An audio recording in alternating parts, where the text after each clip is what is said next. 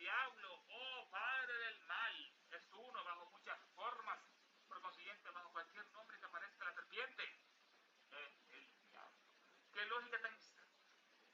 ¿Por qué no decir que Mith, el asirio, representado como esposo y víctima de la ambiciosa Semiramis, era sumo sacerdote, además de rey de su país, que como tal llevaba en su tiara los emblemas sagrados del dragón y del sol? Además, como el sacerdote generalmente asume el nombre de su dios, se decía que Nino recibía a sus súbditos por representante de este dios serpiente. La idea es eminentemente católica romana y no tiene mucho sentido, como todas sus invenciones. Si Núñez de la Vega estaba tan ansioso por establecer una afiliación entre los mexicanos y los adoradores bíblicos del sol y la serpiente, ¿por qué no mostró otra y mejor similitud entre ellos sin rastrear los ninivitas y los sendales de Guatemala, la pezuña y el cuerno del diablo cristiano? Y para empezar, él podría haber hecho referencia a las crónicas de Fuentes del reino de Guatemala y el manuscrito de don Juan de Torres, nieto del último rey de los Quiché. Este documento, que se dice que estuvo en posesión del lugarteniente general nombrado por Pedro de Alvarado, afirma que los propios toltecas descendían de la casa de Israel, que fueron liberados por Moisés y que tras cruzar el Mar Rojo cayeron en la idolatría. Ahí nos quedamos en la última sección de esta hora maravillosa. Este documento, el manuscrito de don Juan Torres, nieto del último rey de los Quiché, este documento, que se dice estuvo en posesión del lugarteniente general nombrado por Pedro de Alvarado, afirma que los propios toltecas descendían de la casa de Israel, de sus demonios. Israel. Los cabalistas orientales hacen derivar este nombre Israel. ¿Cuál es el nombre de Israel? El origen de Israel es de Isaral o Azar, el dios sol. Israel. Israel significa el que pelea con Dios, es el que pelea con peleando la bestia. El sol que se eleva sobre Jacob Israel, otra interpretación, el sol que se eleva sobre Jacob Israel, el dios sol, designa al dios sol por Isaral o Isarel, Israel o Israel, designa al dios sol como sol Isaral o Isarel o Israel en este caso, el que pelea con Dios, que lucha con Dios y con el hombre. Israel, que lucha con Dios y con el hombre. Y también se llama así a la materia fecundada por el Espíritu, que tiene poder también con Dios y con el hombre. Y frecuentemente prevalece sobre esa materia fecundada, que tiene poder. Este es el nombre de Israel, sus explicaciones. Designa a Israel, que lucha con Dios y con el hombre, y a la materia fecundada Israel, la materia fecundada, que tiene poder también con Dios y con el hombre. Esta materia fecundada tiene poder con Dios y con el hombre. Y frecuentemente prevalece sobre ambos. Sobre Dios y el hombre, esta materia fecundada prevalece. Este documento, que se dice que estuvo en posesión del lugarteniente general nombrado por Pedro de Alvarado, afirma que los propios toltecas descendían de la casa de Israel, que fueron liberados por Moisés. Moisés no existió, es otro invento judío, es una copia de Sargón, el gran Marduk y el Baco judío. Todos tuvieron dos padres. Cruzaron, convirtieron el agua en sangre, el río en sangre. Pelearon contra un rey. Moisés es un invento judío, es una estupidez, eso no existió en este caso. Es otro invento judío, no existió Moisés, el otro invento judío es una copia de Sargón, Marduk y el Baco griego, que fueron liberados por Moisés y que tras cruzar el Mar Rojo cayeron en la idolatría. Este documento del último nieto, el último rey de los Quiché, nieto. Este documento, que se dice que estuvo en posesión del lugarteniente general nombrado por Pedro de Alvarado, afirma que los propios toltecas descendían de la casa de Israel, que fueron liberados por Moisés, los toltecas, y que tras cruzar el Mar Rojo cayeron en la idolatría, viajaron a América, cruzaron el Atlántico. Después de esto, habiéndose separado ellos mismos de sus compañeros y bajo la guía de un jefe llamado Tanú, emprendieron un viaje errante y de un continente a otro llegaron a un lugar llamado Las Siete Cavernas, en el Reino de México, donde ellos fundaron la famosa ciudad de Tula, etc. Esto lo dice B.S. Stevens, viajes por Centroamérica, etc. Traveling Centroamérica. Después de esto, se cruzaron el Mar Rojo, cayeron en la idolatría. Después de esto, habiéndose separado ellos mismos de sus compañeros bajo la guía de un jefe llamado Tanú. Tanú, una figura legendaria que aparece en las crónicas coloniales de Guatemala como el primer gran caudillo y antepasado de los reyes Quiché. Fue el líder que comandó la migración las familias del viejo continente, interpretado por los cronistas como Israel hacia América. Fue el líder que comandó la migración de las familias del viejo continente, interpretado por los cronistas como Israel hacia América. El relato afirma que bajo su mando se fundó la famosa ciudad de Tula, la capital de los toltecas, del gran Tanú. Linaje real de Tanú habrían descendido los reyes toltecas y posteriormente las casas reales de los quiché en Guatemala. Se dice que su quinto sucesor fue quien finalmente lideró al pueblo desde México hacia las tierras altas guatemaltecas para fundar su reino. Ese es el gran Tanú en este caso. Una figura legendaria, ese Tanú. Después de esto, pues el Mar Rojo, habiéndose ellos mismos separados de sus compañeros y bajo la guía de ese jefe, llamado Tanú, el gran Tanú, una figura legendaria que aparece en las crónicas coloniales de Guatemala, como el primer gran caudillo y antepasado de los reyes quiché. El antepasado fue el líder que comandó en la migración de las familias del viejo continente, interpretado por los cronistas como Israel hacia América. El relato afirma que bajo su mando se fundó la famosa ciudad de Tula, la capital de los toltecas. Un linaje real de Tanuk habrían descendido los reyes toltecas durante las jerarquías divinas de Egipto, o la India. De Tanuk habrían descendido los reyes toltecas y posteriormente las casas reales de los quiché en Guatemala y también en Chiapas. Se dice que su quinto sucesor de Tanuk fue quien finalmente lideró al pueblo desde México hasta las tierras altas guatemaltecas para fundar su reino. Después de esto, habiéndose separado ellos mismos de sus compañeros y bajo la guía de su jefe llamado Tanuk, emprendieron un viaje errante. Como el judío errante, errarás por el mundo y no tendrás donde reposar tu cabeza por haber asesinado al dulce Jesús, al gran iniciado del diseño Jesús. Es la maldición que le cayó al judío, le cayó esa maldición. Judío errante, el judío tiene la mirada después, un judío errante, errarás por el mundo, como se cumplió. Han pasado más de 2000 años, al menos que todavía no se toma el poder real. Andará 2000 años en conquistar la tierra. Es el último pueblo en ese rezagado, por esa maldición que le cayó a esa bestia. Judío errante, errarás por el mundo y no te encontrarás dónde reposar tu cabeza por haber asesinado al dulce Jesús. Le cayó esa maldición. Después de esto, ellos separados de sus compañeros y bajo la guía de un jefe llamado Tanú, emprendieron un viaje errante de un continente como Atlántida a otro. Llegaron a un lugar llamado las 7 cavernas. Tanú se le describe como el jefe que dirigió a las 13 armadas o familias principales a través del mar hasta llegar a las 7 cavernas en México, que se llama Chicomoxtlo, un lugar mítico del origen en el centro de México. El gran Tanú llegó a las 7 cavernas. Emprendieron un viaje errante de un continente a otro y llegaron a un lugar llamado las 7 cavernas. El Tanú se le describe como el jefe que dirigió las 13 armadas o familias principales a través del mar hasta llegar a las 7 cavernas en México, Chicomoxtlo en este caso. Un lugar mítico de origen en el centro de México, el gran Tanú. Después de esto, habiéndose ellos separados de sus compañeros y bajo la guía de un jefe llamado Tanú, emprendieron un viaje errante de un continente a otro. Llegaron a un lugar llamado las 7 cavernas. Es el mítico sitio de origen de los pueblos nahualtacas. Representa un útero sagrado, el origen del útero sagrado, y un centro de creación de donde surgieron los grupos chichimecas antes de emigrar al Valle de México. Significado cultural: es considerado el útero terrestre, las 7 cavernas, el útero terrestre, en este caso, donde se formó la humanidad, simbolizando la vida y el contacto con lo sobrenatural, así como nacieron los otros en Albión. En Inglaterra eran blancos, en Albión, como la tierra era blanca, nacieron blancos estos últimos. Las 7 cavernas es el mítico sitio de origen de los pueblos nahualtacas. Representa un útero sagrado y un centro de creación de donde surgieron los grupos chichimecas antes de emigrar al Valle de México. Significado cultural: es considerado el útero terrestre donde se formó la humanidad, simbolizando la vida y el contacto con lo sobrenatural. Después de esto, habiéndose ellos mismos separados de sus compañeros y bajo la guía de un jefe llamado Tanú, emprendieron un viaje errante de un continente a otro.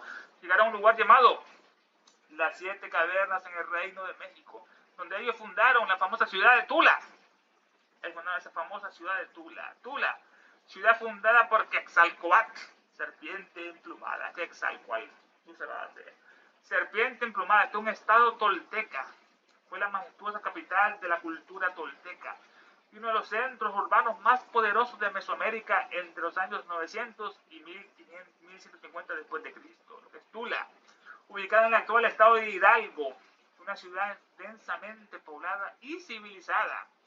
El elemento más icónico de la ciudad son los Atlantes de Tula. Los Atlantes de Tula, 4 esculturas monumentales de basalto de aproximadamente 4,6 metros de altura. Hay pirámides, fuego de pelotas, palacio quemado, un muro de serpientes. Es un muro decorado con relieves de serpientes devorando esqueletos humanos. La gran serpiente devoradora, símbolo de la casta militar, esa gran ciudad de Tula.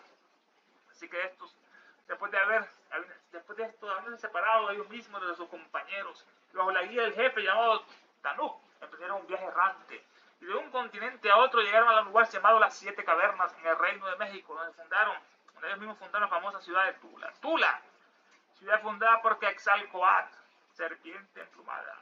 Estado tolteca. Tula fue la majestuosa capital de la cultura tolteca y uno de los centros urbanos más poderosos de Mesoamérica entre los años 900 y 1150 después de Cristo. Ubicado en el actual estado de Hidalgo, México, cerca de la capital, una ciudad densamente poblada y civilizada. El elemento más icónico de la ciudad son los Atlantes de Tula, 4 esculturas monumentales de basalto, aproximadamente de 4,6 metros de altura. Hay pirámides, juegos de pelotas, palacio quemado y un muro de serpiente. Es un muro decorado con relieves de serpientes devorando esqueletos humanos, símbolo de la casta militar. Véase aquí mi amada, véase Steven, viajes al Centroamérica. Steven, normalizado, nació en 1805, un gran explorador, escritor, diplomático de Estados Unidos. Fue una figura clave en el redescubrimiento de la civilización maya de Mesoamérica, en el redescubrimiento. También fue un impulsor fundamental de la construcción del ferrocarril del Canal de Panamá. A su vez fue esencial para la construcción del Canal de Panamá. Conoció las ruinas mayas de Copán y quedó asombrado con su hallazgo allá en Copán, en Honduras, Centroamérica. Este Stevens, 1805, un explorador, escritor, diplomático. Fue una figura clave en el redescubrimiento de la civilización maya de Mesoamérica. Figura clave en redescubrir esa gran cultura de Mesoamérica, maya. También fue un impulsor fundamental de la construcción del ferrocarril del Canal de Panamá. A su vez fue esencial para la construcción del Canal de Panamá.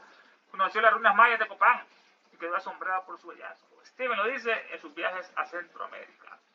Fue nombrado embajador para Centroamérica, embajador especial para Centroamérica. Durante su estancia ahí, el gobierno de la República Federal de Centroamérica se desmoronó en una guerra civil. Estaban unidos, Costa Rica, Nicaragua, México, Honduras, Guatemala, El Salvador. El gobierno de la República Federal de Centroamérica se desmoronó en una guerra civil. Posteriormente publicó un relato de los acontecimientos que presenció en incidentes de viajes por Centroamérica, Chiapas y Yucatán. Eso es su obra, analizando los viajes por Centroamérica. Steven, nombrado embajador especial para Centroamérica. Tras su estancia ahí, hay un gobierno federal, están unidos todos, como era el señor Morazán, Guatemala, El Salvador, Honduras, Nicaragua, Costa Rica. Fue nombrado embajador especial para Centroamérica. Tras su estancia ahí, el gobierno de la República Federal de Centroamérica se desmoronó en una guerra civil. Tan pequeños, quedan tan chicos. La unión hacia la fuerza, la unión en este caso. Posteriormente publicó un relato de los acontecimientos que presenció en incidentes de su viaje por Centroamérica, Chiapas y Yucatán, el gran Steven. Esta obra es una obra fundamental de la arqueología y la literatura de viajes. Contrató al arquitecto Catherwood, aparece con él, para localizar y documentar antiguas ruinas. Era el divulgador Catherwood, que se rumoraba existían en las selvas de la región. La obra es célebre por redescubrir la civilización maya para el mundo occidental. Redescubrir. Visitando 8 ciudades en ruinas, entre las que destacan Copán, en Honduras, donde compró la ruina por $50. Había poca dignidad en Honduras. $50 compró todas las ruinas. Para poder estudiarlas sin interrupciones. También visitó Palenque, en Chiapas, donde pasaron semanas limpiando la maleza para revelar la arquitectura y los jeroglíficos de Palenque, su bajo relieve. También visitó Uxmal, en Yucatán, famosa por la precisión de los dibujos de Catherwood, el arquitecto, sobre la casa del gobernador, majestuosa. Y también visitó la pirámide del Adivino, legado o importancia.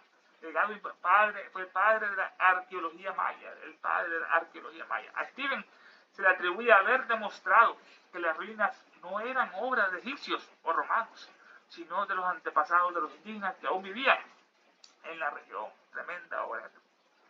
Tremenda obra. Ese viaje por Centroamérica. Una obra fundamental de la arqueología y la literatura de los viajes. Contrató él, lo que es Steven, al arquitecto Catherwood para localizar y documentar antiguas ruinas que se rumoraban existían en las selvas de la región. Los mayas construían sus ciudades de acuerdo a las estrellas, de acuerdo a las constelaciones. Habían 7 estrellas en la Osa Mayor, construían 7 ciudades casi en la misma posición que están allá arriba en el espacio. Tenían esa astrofísica increíble los mayas. Para localizarlas y documentar antiguas ruinas que se rumoraba existían en las selvas de la región. Un niño canadiense dijo que hay una ciudad en medio de la selva, la ubicó ahí y la fueron a buscar y la encontraron. Era cierto, lo veía el niño. ¿Cómo lo hizo? Estudiando las constelaciones con las ciudades mayas que habían, ahí está, ahí, en el cielo, también en la tierra. Para localizar y documentar las antiguas ruinas que se rumoraba existían en las selvas de la región. La obra es célebre por redescubrir la civilización maya para el mundo occidental, visitando 8 ciudades en ruinas, hasta que destacan Copán, en Honduras, donde compró las ruinas por $50 para poder estudiarlas sin interrupciones. Pero también visitó Palenque, en Chiapas, donde pasaron semanas limpiando la maleza para revelar la arquitectura y los jeroglíficos. Uxmal, en Yucatán, famosa por la precisión de los dibujos de Catherwood sobre la casa del gobernador y la pirámide del adivino. Legado de importancia de esta obra se considera a Steven como el padre de la arqueología maya. A Steven se le atribuye haber demostrado que las ruinas no eran obras de egipcios o romanos, sino de los antepasados de los indígenas que aún vivían en la región. Lennon dice que América se ha hundido y ha vuelto a salir 3 veces consecutivas, y que América es más antigua que Europa. El viejo continente es América, no es Europa. 3 veces se ha hundido como la Atlántida. Es Steven en su viaje a Centroamérica. Si esta afirmación nunca ha obtenido mayor credibilidad de la que tiene, se debe simplemente al hecho de que pasó por las manos del padre Francis Vázquez, historiador de la Orden de San Francisco, y esta circunstancia, para usar la expresión empleada por The Smokes en la relación a la obra del pobre y excomulgado Abba Hood, no está calculada para reforzar nuestra confianza. Es lo que dice esta obra. Esto es lo que las cavernas, el viaje de Tanuk, que eran la casa de Israel de los toltecas.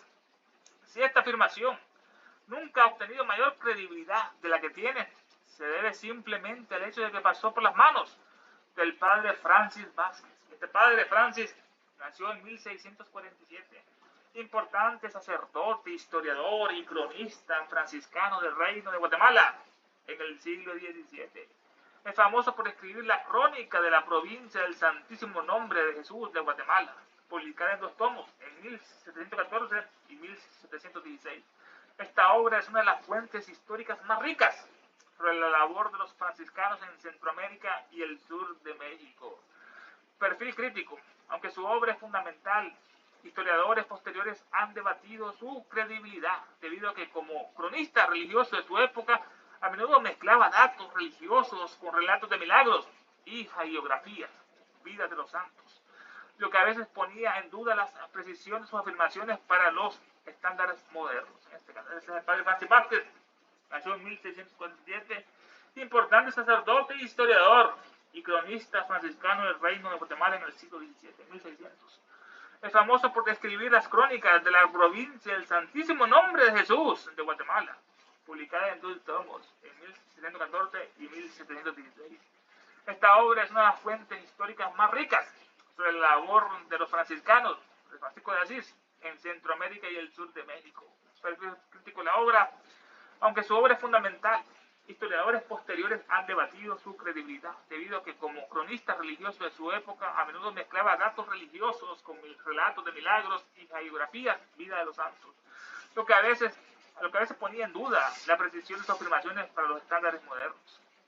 Si esta afirmación nunca ha obtenido mayor credibilidad de la que tiene, se debe simplemente al hecho que pasó por las manos del padre Francis Vázquez, historiador de la Orden de San Francisco. Esta orden es una de las familias religiosas más grandes de la Iglesia Católica, fundada por San Francisco de Asís a principios del siglo XIII, 1200, se basa en la vivencia del Evangelio a través de la pobreza, la humildad y la fraternidad. Y el Papa vive en una mansión con techo de oro, velando a los niños pobres, Robert Prevost. Los franciscanos su voto en la pobreza, la humildad y la fraternidad.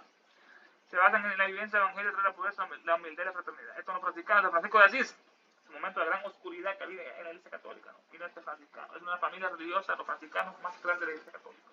Fundada por San Francisco de Asís, como el Papa Francisco, el pederasta, el sodomita. Fundada por San Francisco de Asís a principios del siglo XIII. Se basa en la vivencia del Evangelio a través de la pobreza, la humildad y la fraternidad. Nada de eso tiene la Iglesia. Es rica, no es humilde, soberbia y no es fraternidad. Ahí financian la guerra, los católicos trafican la droga en México. El Vaticano asesora lo que es la inteligencia para traficar la droga en toda América Latina. Para destruir a los gringos, como se libraron de esta raza, estos germánicos, estos celtas, estos británicos se llevaron a la bestia, entonces estos italianos romanos quieren destruir esos países a punta de droga. Esta afirmación nunca ha obtenido mayor credibilidad de que los toltecas decían en la casa de Israel. Esta afirmación nunca ha obtenido mayor credibilidad de la que tiene. Se debe simplemente al hecho de que pasó por las manos del padre Francis Vázquez, historiador de la Orden de San Francisco. San Francisco nació en 1181. Era un fraile católico italiano que fundó la Orden Franciscana. Es una de las figuras más veneradas de la cristiandad por su entrega a la pobreza extrema y a su amor por la naturaleza. Un rato de Francisco y el lobo, el hermano lobo en ese caso, unos lobos pederastas. Nació en 1181, un fraile católico italiano que fundó la Orden Franciscana y una de las figuras más veneradas de la cristiandad por su entrega a la pobreza extrema y a su amor por la naturaleza. Tuvieron una bestia, San Ignacio de Loyola, el fundador de los jesuitas, un demonio, San Ignacio de Loyola, un militar, una bestia. El Papa Negro, el Papa Oscuro.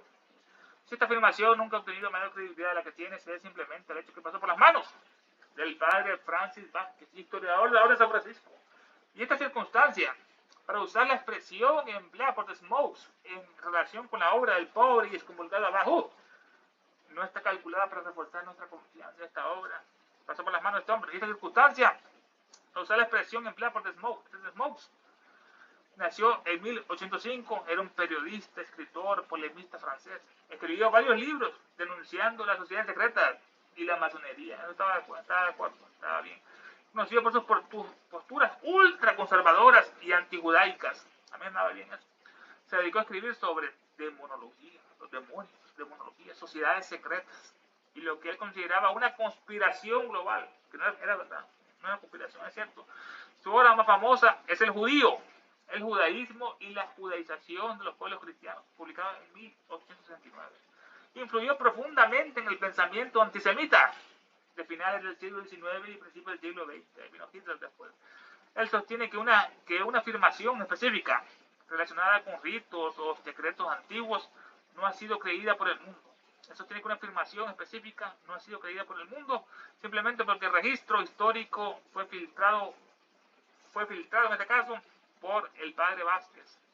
Pero el padre lo desfiguró. En resumen, The Smoke cita a Vázquez no para alabarlo, sino para sugerir que la historia oficial que conocemos de Centroamérica está contaminada por la censura eclesiástica de la época de la Iglesia Católica en este caso. Es The Smoke. Si esta afirmación nunca ha obtenido mayor credibilidad que la que tiene, se debe simplemente al hecho de que pasó por las manos del padre Francis Vázquez, historiador de la Orden de San Francisco. Y esta circunstancia, para usar la expresión empleada por The Smokes en relación con la obra del pobre y excomulgado Bajú, no está calculada para reforzar nuestra confianza. Este es The Smokes, me lo comenta bastante, de monólogo, es un periodista, escritor, polemista francés. Escribió varios libros denunciando la sociedad secreta y la masonería. Está bien eso, porque no denunció a los jesuitas, que son otras sociedades secretas de asesinos, a esos jesuitas. Conocido por sus posturas ultraconservadoras y antijudaicas, anti los judíos. Se dedicó a escribir sobre demonología, los demonios de Jehová, sobre las sociedades secretas, los Illuminatis, y lo que él consideraba una conspiración global. El Partido Comunista fue hecho para destruir a las naciones cristianas, fue hecho por judíos. Todos estos Marx, Lenin, Trotsky eran judíos ocultos. Marx, Engel eran judíos, financiados por la Casa Rothschild para crear una doctrina para destruir Europa y que los judíos tuvieran el poder en los imperios que no tenían, en el imperio ruso, en el imperio austrohúngaro y en el imperio alemán. Todos cayeron en la Primera Guerra Mundial, era muy cierto, los protocolos, los sabios de Sion. Su obra más famosa de Moe es El Judío, el judío, no el internacional, ese ya después de este Henry Ford. Su más famoso es el judío, el judaísmo y la judaización de los pueblos cristianos, publicada en 1869. Influyó profundamente en el pensamiento antisemita, era la verdad, ¿no? Antisemita de los judíos de finales del siglo XIX y principios del siglo XX. Él sostiene que una afirmación específica no ha sido creída por el mundo simplemente porque el registro histórico fue filtrado por este padre Francisco Vázquez. Vamos aquí de lo que es este padre Vázquez, que era un gran destructor en este caso. Él sostiene que una afirmación específica relacionada con los ritos o secretos antiguos no ha sido creída por el mundo, simplemente por el registro histórico fue filtrado, fue alterado por este padre Vázquez. En resumen, Smoke cita a Vázquez no para alabarlo, sino para sugerir que la historia oficial que conocemos de Centroamérica está contaminada la historia por la censura eclesiástica de la época de la Iglesia Católica. Así que Smoke, para usar la expresión empleada por Smoke en relación con la obra del pobre y excomulgado Bajú, fue excomulgado este Bajú. En el catolicismo excomulgado es apartar a alguien de la comunión de los fieles y del uso de los sacramentos, declarar a alguien fuera de la comunión o trato con otra u otras personas, apartar la autoridad eclesiástica a un miembro rebelde. Dice que una persona pobre se fue al Vaticano y quería ver al Papa, ver que era el sucesor de Pedro y Jesús. Se fue este hombre del Vaticano a la Basílica de Pedro. Inmediatamente cuando entró, la seguridad lo fue a sacarlo y lo tiraron afuera del Vaticano. Ahí se puso triste el hombre renegado y se le apareció Jesús. ¿Qué te pasa? Le dice, hijo mío. No, es que venía con mucho fervor a la iglesia a ver al Papa, aquí al Jesús, Pedro, y me votaron. Y le dice, no te preocupes, que a mí hace siglos me votaron de ahí también, le dice Jesús en este caso. Entonces comulgaron, y la obra del pobre es comulgado abajo. El abad es un eclesiástico de órdenes menores, y a veces siempre tonsurado, tiene una tonsura, aquí se corta esta parte del cabello. Es un clérigo sacerdote extranjero, un abad en este caso, el abad Hud. Este abad Hud, Elena lo comenta después, nació en 1803. Regis fue un misionero lazarista, explorador, escritor francés, famoso por ser uno de los primeros europeos en entrar a la ciudad prohibida de Lhasa, en el Tíbet, la capital, en el siglo XIX, en 1800, entró ahí. ¿Quién fue el Abad Hud? Fue un misionero y explorador. Junto con su compañero Joseph Gavet, realizó un viaje épico entre 1844 a 1846, a través de lo que es Tartaria, la Mongolia y el Tíbet. Se disfrazaron de lamas budistas, para poder entrar, de lamas budistas para poder transitar por estas regiones, entonces cerradas a los occidentales. El escritor de éxito fue. A su regreso publicó recuerdos de un viaje por la Tartaria, el Tíbet y la China en este caso. Una obra que se convirtió en un bestseller de la época por su estilo ameno y sus descripciones detalladas de culturas desconocidas, los tibetanos. Controversia con la iglesia. Aunque no fue técnicamente excomulgado, su obra fue puesta en el índice de los libros prohibidos por la iglesia católica, como el Abad Hud entró al Tíbet en aquella época. Los tibetanos no querían que ningún occidental entrara, porque iban a contaminar con sus gérmenes inmorales a toda esa comunidad, que era el corazón del budismo en este caso. Elena entró al Tíbet, ahí, lo intentó 2 veces y le rechazaron los tibetanos. Un largo viaje, en ese tiempo no había aviones, a pura caminata, burro, caballo. Y hasta en la tercera entró y mostró una tortilla. Le había regalado una princesa Talmulca cuando ella era joven, infante, y la mostró y le dejaron entrar por esa tortilla. Ahí estuvo con los maestros casi 7 años, preparándose para entregarnos este regalo, esta sabiduría que solo ella nos daba. El Abad Hud, para usar la expresión empleada por Smoke en relación con la obra del pobre y excomulgado Abad Hud, en su biografía, el Abad Regis, misionero lazarista, explorador, escritor francés, famoso por ser uno de los primeros europeos en entrar, en la ciudad prohibida de Lhasa, la capital del Tíbet, en el siglo XIX, 1800. ¿Quién fue el Abad Hud? Misionero y explorador. Junto con su compañero Joseph Gavet, realizó un viaje épico entre 1844 a 1846, a través de la Tartaria, Mongolia y el Tíbet. Se disfrazaron de lamas budistas para poder transitar por esta región. Se disfrazaron. Hay otros católicos jesuitas que se disfrazaban de budistas y hacían cosas malas, cobraban dinero, engañaban a la gente para desprestigiar a los budistas, para decir que eran budistas malos, estafadores, y eran jesuitas disfrazados. Se disfrazó del lama budista para poder transitar todas estas regiones. Puso lo que es la túnica morada del Buda, ¿no? Entonces, cerradas estas regiones a los occidentales. Escritor de éxito, hasta que después los chinos, estas bestias comunistas de Mao Zedong, invadieron el Tíbet para destruirlo, porque ahí no fue una batalla entre el bien y el mal. Las fuerzas comunistas del mal, controladas por los oscuratis, los hermanos sombra, contra los iluminados del Tíbet, y momentáneamente ganaron, conquistaron el Tíbet de esas bestias, de esos chinos. Entonces, cerrada a los occidentales, escritor de éxito, a su regreso público, el abad, a su regreso publicó él recuerdos de un libro, recuerdos de un viaje por la Tartaria, el Tíbet y la China, como Marco Polo. Una obra que se convirtió en un bestseller, en la mejor venta de la época por su estilo ameno y sus descripciones detalladas de culturas desconocidas, esos tártaros, chinos, tibetanos. Controversia con la iglesia, el abad, aunque no fue técnicamente excomulgado, su obra fue puesta en el índice de lo que es de los libros prohibidos por la iglesia católica. Fue puesta ahí, no está calculada para reforzar nuestra confianza. Esto se debe, esta parte, y si esta afirmación de que los toltecas eran descendientes de la casa de Israel nunca ha obtenido mayor credibilidad de la que tiene, se debe simplemente al hecho de que pasó por las manos de los padres Francis Vázquez, historiador de la Orden de San Francisco, y esta circunstancia, pero usar la expresión empleada por el de Smokes en relación con la obra del pobre y excomulgado Baruch, no está calculada para reforzar nuestra confianza. Este avance, en este caso, de Smokes, como todos los católicos, después fueron todos los libros mayas, las ruinas de Chichen-Balam, que dan la sabiduría de la Atlántida, los católicos hicieron todo eso en México, en toda América Latina, han escrito la historia. Ha hecho un borrado técnico, la memoria, para la gente que se en la bestialidad del Papa o de ese demonio Jehová. Esta obra no está calculada para reforzar nuestra confianza. Esto se debe a un punto muy específico que escandalizó a los sectores ultraconservadores en aquel tiempo. Número uno fue la semejanza entre el budismo y el catolicismo. Lo van a analizar más profundamente en el tomo 4 de esto. Esa semejanza entre el budismo, que es la raíz, y el catolicismo es la copia. Semejanza entre el budismo y catolicismo. El abad señaló con gran honestidad las asombrosas similitudes entre los rituales tibetanos y los ritos católicos, como el uso de la mitra en este caso, la cabeza del pescado, el báculo de los obispos y el agua bendita, el agua satánica, el agua maldita de los católicos, el celibato, etcétera también. La relación con The Smokes. Para un teórico de conspiraciones como The Smokes, esta observación de Hooke eran peligrosas, pues The Smokes creía que estas similitudes eran una parodia diabólica, una parodia, ¿no? Esas similitudes, o una prueba de una infiltración antigua del diablo en la Iglesia Católica. Falta de confianza. Al decir que la obra de Hooke no refuerza la confianza, The Smokes sugiere que el abad fue demasiado ingenuo, entre comillas, o que se dejó seducir por las formas externas del budismo, que se dejó seducir, debilitando según él la exclusividad y superioridad del dogma católico.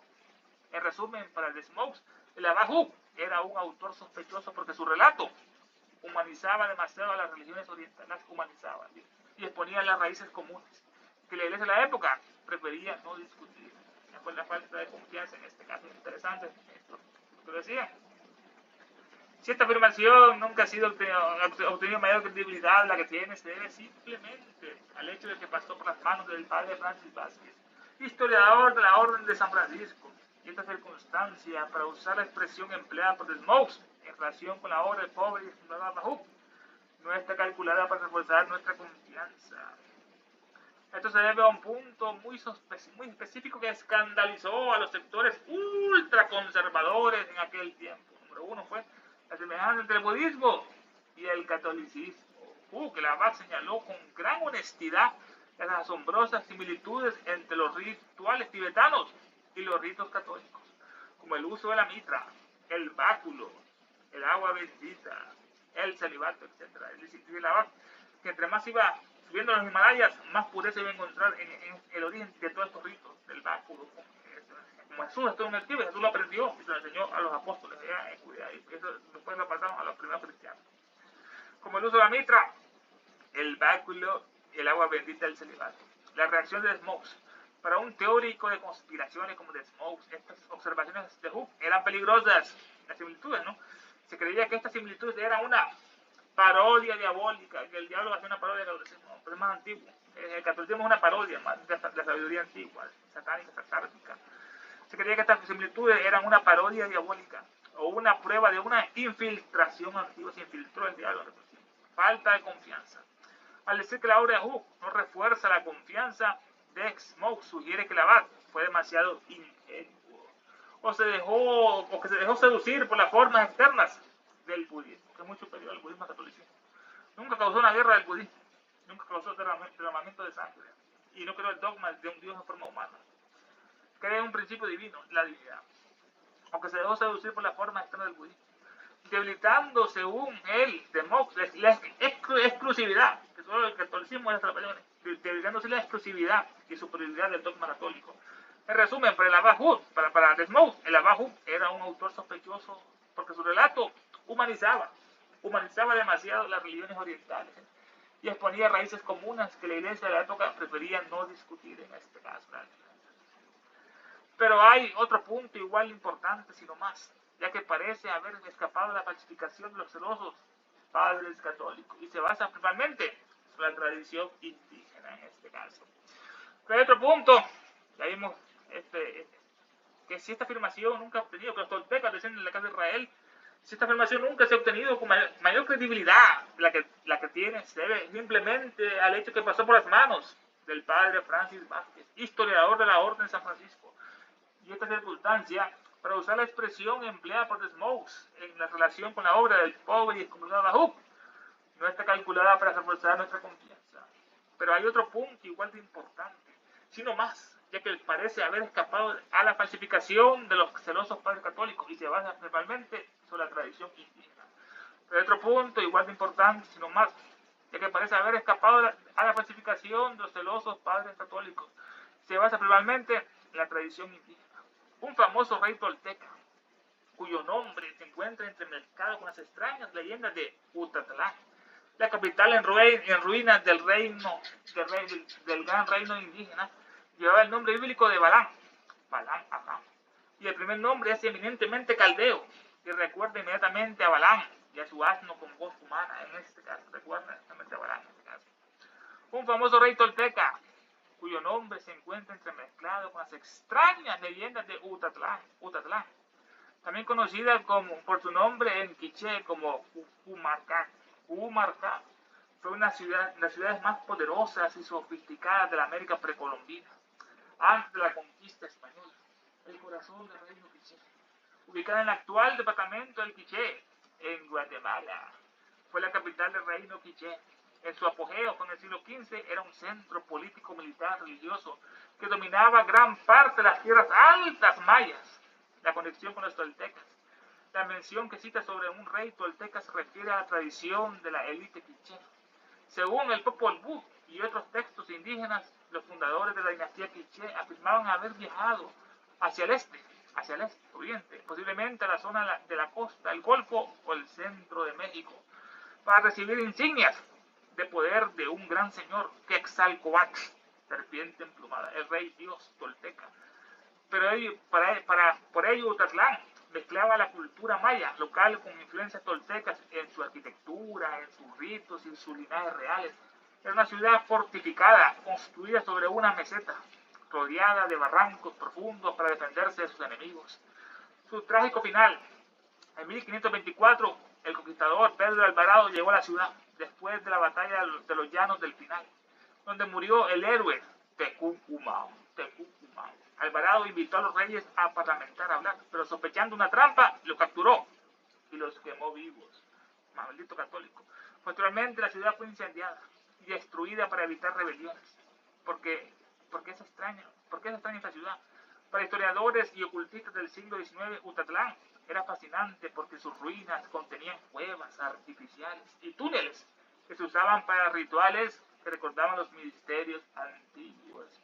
Se decía que sus reyes poseían libros mágicos y conocimientos que pasaron por las manos de cronistas como Francisco Vázquez, quien según algunos críticos pudo haber ocultado los aspectos más esotéricos o paganos de su historia. La gran Utatlán en este caso.